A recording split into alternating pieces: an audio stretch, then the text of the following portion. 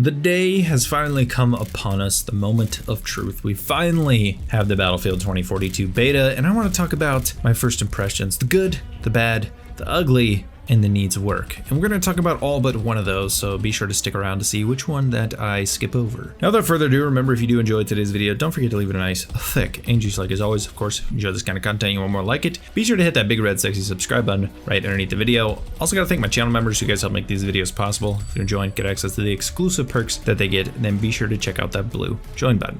Anyway, let's begin. So let's start off with the good. It's kind of like a meal. You want to dig in with the juicy red steak first because it looks amazing. And that also applies to Battlefield 2042 because my God, is this thing an amazing looking game. Whether it's the animations, whether it's the world, whether it's the tornado, whether it's the rocket exploding, so many things about this game that are just absolutely stunning to look at. I mean, there's even wildlife. If you fly the helicopter around, you'll fly through like birds and stuff. Like, they literally put wildlife in this game, and that is really, really cool and adds so much to it, not only in just its visuals but also its atmosphere. The atmosphere of this game, I will say, is on par with Battlefield 1's when the action kicks up. That's a little bit of a subject for later in the video, but when it's at its best, the atmosphere is on par, if not better, than Battlefield 1, which is widely regarded to be the best atmosphere in the franchise, and the visuals play a very large part in that. The next thing we got to talk about is the gunplay. The gunplay is really, really good. It's kind of something of a continuation of Battlefield 5's initial gunplay before they started jank around with it and make it not good. It's not what you think it is anymore, but in the beginning it was great, and this seems to be a continuation of that. It's much more focused on your ability to aim, and when you put bullets on target, they land on target, and that is a very good and consistent gunplay system, and you have that here. Another thing is the TTK. The TTK is very, very nice in this game. It's kind of just a nice sweet spot. It's not too long, it's not too short. And another good thing to report on with regards to the TTK is having tried armor myself in the game, because even though the armor specialists aren't in there, particularly Irish is not in there, you can equip armor as a gadget, and I did give it a go. There were some moments that it was useful, but overall I never found it to be something that's very helpful to wear. Like, it's not some insane, I don't want to say it's not life-saving, because the one instance that I did use it, it did save my life in a particular instance, but it's not something that I would want to actively run around with and take up my gadget slot. That being said, we don't know what it's going to be like with the other specialists in the game, so it could change that. But between shooting at people with armor on and having it on myself, it didn't seem like it was some insane TTK throw-off mechanic. It really wasn't too terribly bad. Might need more time with it, and again, with the other specialists that may change, but so far the report on it is that it's okay. It's not going to kill you. I never felt like I was dying purely because someone had armor on, so that was nice to find out. The next thing, continuing with guns, is the plus system. I love and adore the plus system. It makes you think about engagements before going into them. I know a lot of people were concerned that it would have an effect on your forethought before spawning in, and I think it more so buffs the ability to have forethought before going into a situation. Some people may not even think about using the plus system, and you could have a massive advantage over them by getting proficient with it, by knowing what setups that you have and are going to have going into particular areas. So if you have a versatile weapon like the M5, again, more on the M5 later, you can set it up in various ways for various situations. So if you need it to be more long range, you can set it up for long range. If you need it to be more CQB, you can set it up for CQB. It's totally up to you how you want to do it, and people who get good with the plus system, I think, are going to have a massive advantage in this game, because you're always going to be thinking about your environment and the engagements you could possibly get into. Now, one thing I do want to touch on, and I hope they do with the plus systems, I hope it's not just the attachments that we see here in the beta. I hope we can pick our favorite attachments that come with each weapon and add them to the plus system for that weapon, so that we have various amounts of things that we can put in the plus system and attach them accordingly, so we can have all of our favorite setups at once on the go, however we want them, whenever we want them. I think that'd be really awesome. And I know it's kind of a weird concern, but coming off of BF1 and BF5, where there was basically zero customization to your weapon, it would be nice to have that level of in-depth weapon customization. Next up, a bit of a departure, but it's gonna be vehicles. Vehicles were actually balanced decently well. I never felt like I was getting completely farmed by people. There were definitely some sweaty chopper pilots in there, but it felt like you could get away from them if you needed to. There's plenty of traversal options. You could, I mean, most of the choppers honestly on that map hang out around the tower, so if you just avoid the tower, you're probably going to be okay. But again, it never felt like I was getting farmed. It never felt like anything crazy. Like sometimes in BF4 you'll feel like an attack chopper gets in there and he just starts farming the whole server. I didn't come across that. That doesn't mean that it doesn't exist, and that doesn't mean that it can't happen, but the vehicles seemed balanced. I did give them a go myself. They felt powerful to use, and there were definitely some things that I have concern with. I think the choppers have a few too many missiles that respawn too quickly, just because there was times where I'm just like firing on something, I'm like, okay, I should be out now. Oh, I can keep firing. I mean, there would be times I stopped firing because I thought I was out, because I was like, it'd be ridiculous to have more than this, and I still have half my salvo, and I'm like, oh, well, we're still going. But overall, I never felt like I said, like I never felt like any chopper pilots were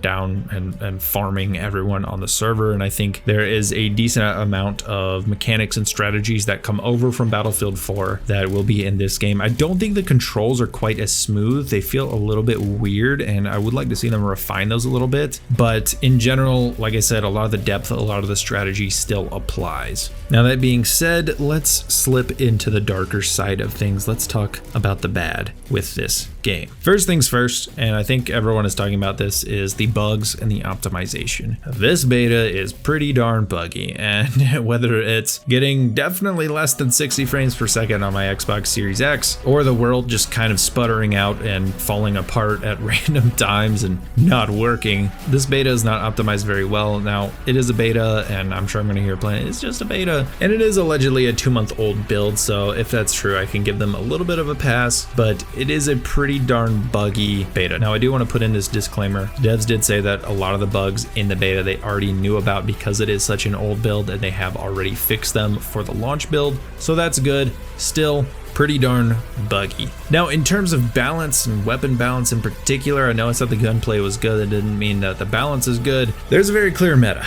It's M5 or die. That's pretty much it. Everyone is running the M5. Now, there's very good reason. It doesn't mean that the other weapons are not viable. It's just that the M5 is such a versatile weapon, and because of the way that the gunplay is set up, and because there's really not that much recoil, the M5 is going to be dominant because it has a decently high rate of fire, and even if you set it up to have the high power rounds and you have a smaller mag, and it's supposed to have more recoil, it really feels like the recoil you would normally have in a Battlefield game, and a lot of people can control that pretty well. So you can do some pretty darn good amounts of damage with the M5. It's pretty powerful. Now, there are other guns, like I said, that are used quite a bit. I found the Chris Vector, the K30, to be a little bit underused. I thought more people would be using it. The PBX45, I want to say, is another one that would compete with the M5 that I saw a lot of people using, and I used quite a bit myself. The AK-24, I'd say, is about on that level as well. Again, it's pretty versatile. I don't think it's quite as good as the M5. There are definitely times in, say, close to mid-range where the M5 beat me out using the AK-24, but it's definitely a solid, well-rounded weapon as well.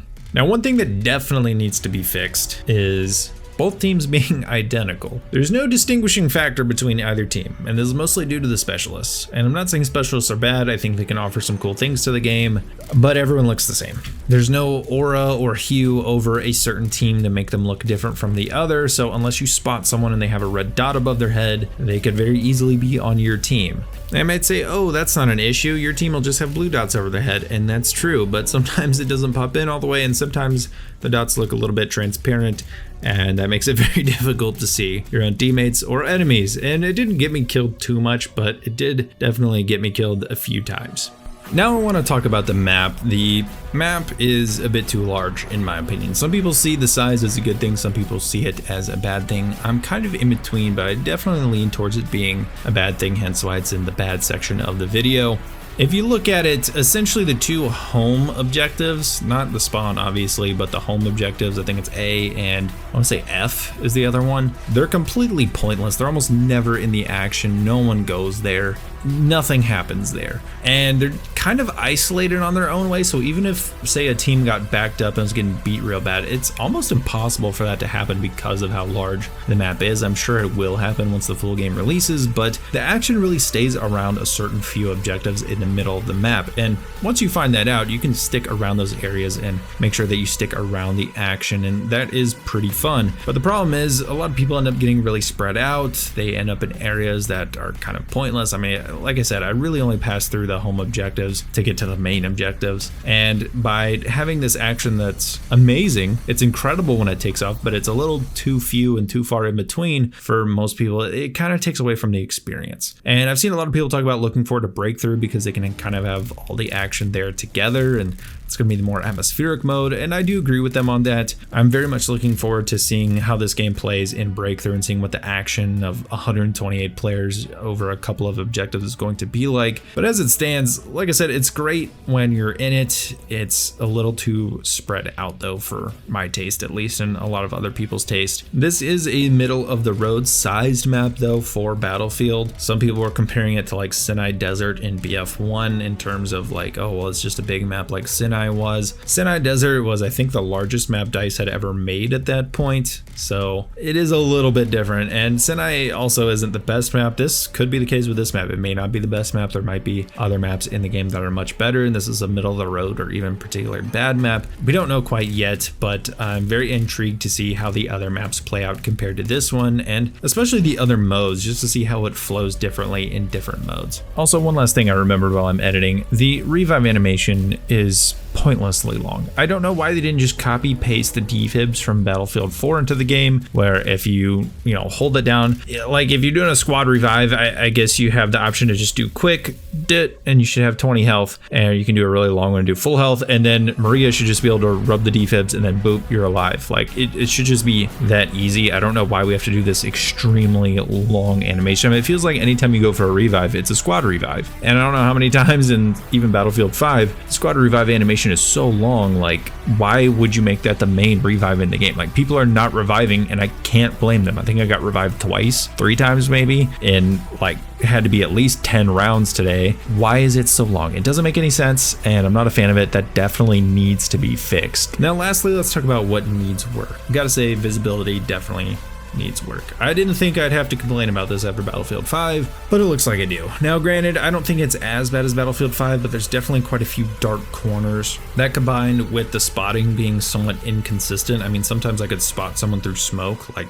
actively ping them, and other times someone right in front of me would not get spotted. It was really inconsistent, really weird. But between that, the dark corners, the bushes out of Assassin's Creed, which I don't know why they keep going that route with the bushes, but people like to hide in bushes. Granted, there isn't a prone meta like there was in BF5, so it's not as bad, but there were definitely a few people sniping in the bushes. It makes for a kind of rough around the edges visibility situation. Oh, and the fact that the factions look identical, not a great combination there. Those can be things that are worked out, but I'm interested to see how far that goes before the launch of the game. I do think maybe adding like a ring light around people would be nice, just to help you be able to see them. Maybe a ring light on top of shading the opposite team a different color. Like, again, the AI is shaded gray for the Russians and brown for the Americans. If they just did that over all the soldiers, depending on what faction they're in, I think that would help a ton. I know they don't want to mess with all the skins they're selling, but it just seems so pointless to have these factions be identical. It kind of throws off everything. Like, Battlefield is not Apex Legends, and I don't have to say that necessarily. You guys know that, but it doesn't play like a battle royale. And I thought I'd be making this analogy with the armor, but here I am with just the cosmetics and the visibility of it. You can't just go in with these skins that are universal when you have 2 separate teams. And a BR, pretty much anyone you come across that isn't you or your friend is going to be someone to shoot at. So it doesn't matter if they look just like you, they're the enemy. In this game, that's not necessarily the case. Sure, if they have a blue dot or a red dot above your head, whatever, but when you're in the quick swiftness and chaos of the moment, sometimes, say your friend is standing behind an enemy and the blue dot looks like it's above them. Well, you don't have any other way to identify what side that person is on. So having just those subliminal things, just these easy identifiers of the other team, would be pretty nice. The next thing is the UI. The UI is not that great. It could use a lot of work. The spawn screen is kind of jank. It's, number one, sometimes hard to tell where you're actually going to spawn. Like, the ring just doesn't look very clear, and you can only toggle up and down for some reason. You can't toggle side to side. It's just not very intuitive. Same thing with trying to select vehicles. You have to go to some particular area and just, it's not the most intuitive user interface on the spawn screen. And then also things like the kill feed. While I do think that the kill feed is much better, I think things like having the point stack come up underneath where the names are would look a lot better than having it off to the side. Same goes for things like the compass. Some people want the compass there all the time. Personally, I think having the option to customize it would be way better and just the best option in general. So hopefully they go that route. That'd be pretty cool. I think that would satisfy everyone, because then you can have exactly what you want, whether it's the default or your own funky custom setup. You could have like your own in-game UI set up how you want it. Anyway, those are my early impressions of Battlefield 2042 and my thoughts on it. Let me know what you think of the beta so far if you have played it. If not, let me know if you're looking forward to it. Anyway, thank you all so much for watching. I'll see you guys in the next video.